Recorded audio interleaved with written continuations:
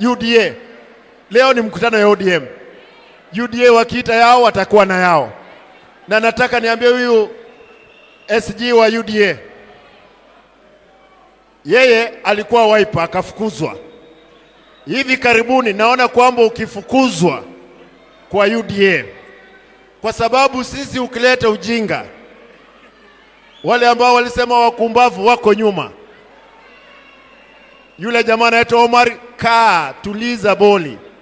Kuna lugha ningesema lakini kwa sababu ya heshima sai kusema.